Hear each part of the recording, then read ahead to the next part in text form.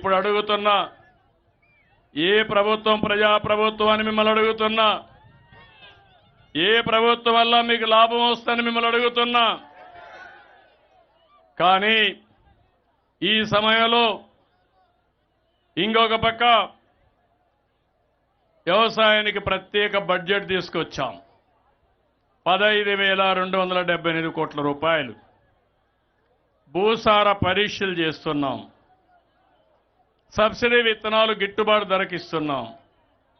భూసార పరీక్షలు 1,30,00,000 చేసి సాయిల్ హెల్త్ కార్డ్స్ మీకు ఇస్తున్నాం. నేల స్వభావాన్ని బట్టి జిప్సం కానీ, జింక్ కానీ, బోరాన్ లాంటి సూక్ష్మ పోషకాల్ని మీకు అందిస్తున్నా, సబ్సిడీతో అందిస్తున్నా.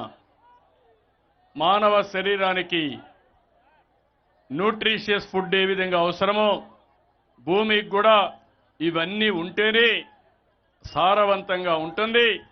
దానివల్ల మంచి పంట వస్తుంది. ఇంకో పక్క వ్యవసాయం ఇవన్నీ మీరు చూస్తే పరికరాలు 1,488 కోట్లతో కొన్నాం. 4,99,000 రైతులకు ఇచ్చాం. రైతు రథం కింద 23,500 ట్రాక్టర్లు కొన్నాం.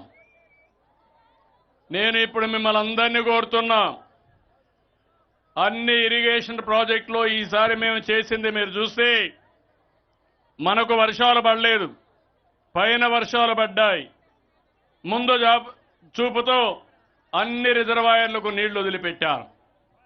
ఈరోజు మన రాష్ట్రంలో 1000 టీఎంసీ నీళ్లుంటే 750 టీఎంసీ నీళ్లు రిజర్వాయర్లు ఫుల్ అయి కళకళలాడుతున్నాయంటే అది ఈ ప్రభుత్వం యొక్క దూరదృష్టి అని చెప్పి నేను మీకు తెలియజేస్తున్నా.